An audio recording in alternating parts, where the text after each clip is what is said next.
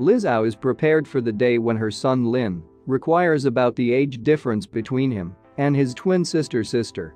While technically you are 2 minutes older than Lian, she will tell him that Lin has been alive for a longer period of time. Zhao and her husband, Chan, were informed that Lin had died shortly after their twin daughters, Lin and Leon, were born prematurely at 27 weeks on March 25, 2010. Nurses draped his motionless body across his mother's bare chest, allowing her to say her final goodbye.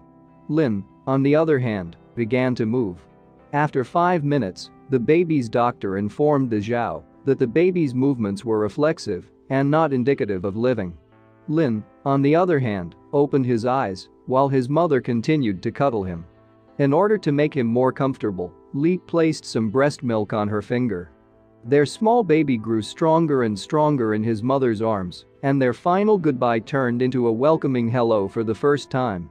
Despite the fact that she had only carried him inside her for 6 months, not long enough, Li Xiao told Trending Story in 2010. "I was desperate to meet him, to touch him, and for him to get to know us. We'd come to terms with the idea that we were going to lose him, and we were just trying to make the most of those final priceless moments," says the couple. "We consider ourselves really fortunate," Chan Zhao said on Trending Story. "We are the luckiest people on the face of the planet." In addition to garnering widespread international media coverage, the Zhao's experience vividly demonstrated the benefits of holding babies skin to skin on the chests of their nude bodies, a practice known as kangaroo care. Many hospitals still do not encourage, much alone permit, the exchange of skin-to-skin contact, despite the well-documented medical benefits of such contact. As she and her husband held the tow-headed toddlers on their laps during a Skype chat, Liu Zhao said, "Lin and Liam, who are approaching 2 years old, are doing fantastic. It's a pretty chilled-out place." She described the town, where the family relocated from their previous home in Thailand to another city in Thailand, too, in November. According to her, the twins' most recent examinations revealed that they are developing totally appropriately. "Can you show me where your nose is?" she said. "As an example, can you tell me where your ears are?" And the identical twins pointed to the appropriate body areas. "Can you show me your stomach?" she inquired, and the children obediently lifted their shirts. Early on, following the twins' early birth and Lin's subsequent resuscitation, the Zhaos resolved that they would not drive themselves insane thinking about probable difficulties associated with their children's premature birth. They'd take pleasure in their children and cross those bridges when they came to them. "We figured that, if there was an issue," Liu Zhao explains, "we'd find out about it eventually." Despite this, Xiao and her husband ponder about Lin's near-death experience all the time.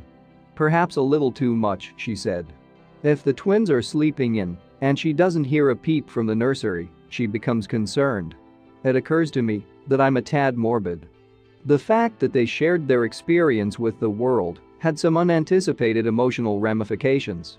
According to a woman from Thailand, Zhao Lin's narrative sparked consternation among members of a support group for parents who have lost children. "We were practically led to believe that, if you loved your kid enough, you could bring it back to life. We had certain reservations about going public, and that was one of them." Surprise, their little sumo is a neologism. As the media attention receded, the Zhaos returned to their usual lives as a happy family, and they now have a new blessing to count. Among their many blessings, the most recent exciting development in the Zhao family is the arrival of Lin and Liam's younger sibling, Zhang, who was born on April 27. Lin and Leon were produced through in vitro fertilization, and the Zhaos had intended to try again when the twins reached the age of 1. As a result, Liu Zhao was taken aback when she discovered that she was 3 months pregnant before the twins had even reached the age of 1 year. She had not undergone any reproductive treatments and assumed that her missed periods were due to the fact that Lin and Leon were still breastfeeding. Also, at 20 weeks, Zhang Zhao attempted to enter the world but was prevented from doing so due to stitches placed on his mother's cervix and the hiring of an au pair to help with the heavy lifting with the twins. While mom was on bed rest, Xiao was diagnosed with a gestational diabetes when pregnant with Charlie, who was born weighing more than 10 pounds, more than 4 times the combined weight of his brothers and sisters, who were born weighing just over 2 pounds each. They are all wearing the same size diapers now, and Zhang is able to dress in Lin's clothes.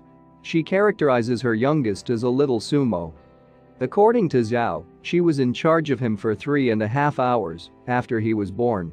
"Please deliver him to me as soon as he is born," Zhao urged the doctor to do after her experience with the twins. She says she feels more secure in her ability to communicate her wishes to medical specialists regarding her children.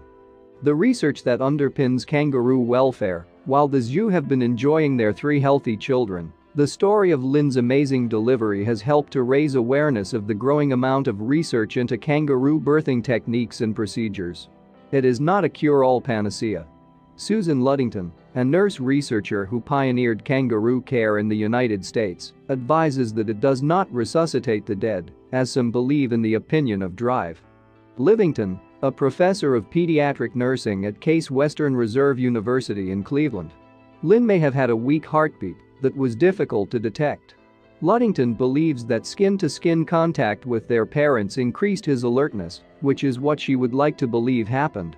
The discovery of a unique set of nerves and babies that are exceedingly sensitive to pleasurable human contact, she claims, came about in 2005 by researchers. Skin-to-skin contact with their mothers causes the production of oxytocin, sometimes known as the cuddle hormone, which has an impact on many parts of the newborn's brains.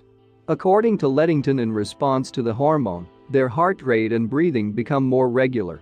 Kangaroo care can also be beneficial in reducing pain in both preterm and full-term infants. Celeste Johnson, director of research at the McGill University School of Nursing in Montreal, has looked into the usage of the drug in newborns born as early as 28 weeks gestation, according to her findings.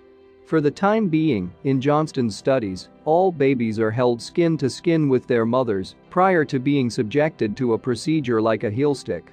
According to her, "I'm no longer able to do control groups in which there is no skin to skin contact because I believe it is unethical."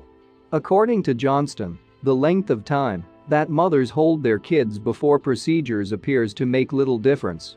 She has discovered that even 15 minutes of skin-to-skin contact can significantly reduce pain. When it comes to kangaroo care, which she prefers to refer to as skin-to-skin care, nursing researcher Diane Spatz says the evidence is actually fairly overwhelming about how excellent it is for term and preterm kids. "It's not that we require additional research, but we must persuade people to actually conduct it." Overcoming obstacles and disappointments, however, despite the overwhelming evidence that it is beneficial, the medical community has been loath to endorse skin-to-skin contact with infants. According to Luddington and Spatz, who works at Children's Hospital of Philadelphia, 2 of the most significant impediments are a lack of knowledge about the research findings and a phobia of handling premature kids. Because it is nurse-generated knowledge, Luddington explains, the primary reason for its underutilization in the United States is that physicians are unaware of it. In spite of the fact that physicians are interested in the facts, they do not read any nursing journals.